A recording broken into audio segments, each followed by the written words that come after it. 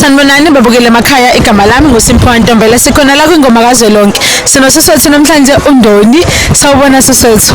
Ngibingelele bonke abakithi abazobuka lelo hlelo. Kambe iNdoni phansi empangeni kwesakamthetho, intokazi edlala umculo wamaskandi, iphinde futhi ikhulisa intokazi ngesintu, iphinde futhi idlalisa ingoma. Sikhona ke namhlanje kwingoma kaZwelonke ePeople's Park.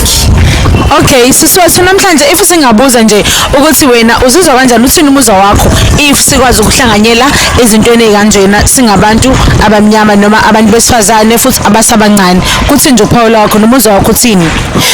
Kuyangijabulisa kakhulu futhi kubuyisa ithemba lokuthi izwe lakithi kusengenzeka umehluko libuye.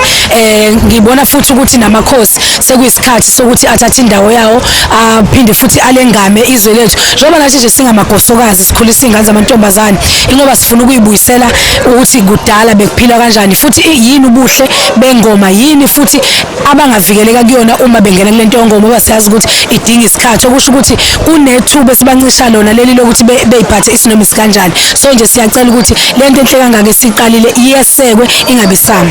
Okay, sibonga kakhulu siswami. Ngicela ungichazela la kumuntu obuka ingoma, obuke ngathi ingoma mhlambe yenziwa abantu abaziqhaza, abantu abangafundile, noma obukela phansi nje abantu abasina ingoma nje, kuthini uPaula kwakho kumuntu owenza kanjalo?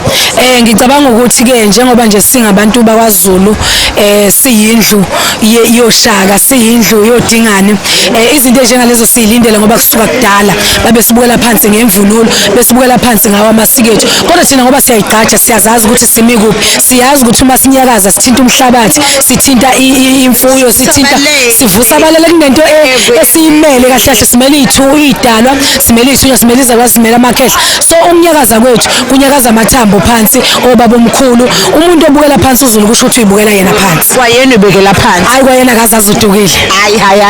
Hayi ngiyakuzwa kakhulu sisami, ngiyajabula kakhulu ukuthi sihlanganyele nawe namhlanje.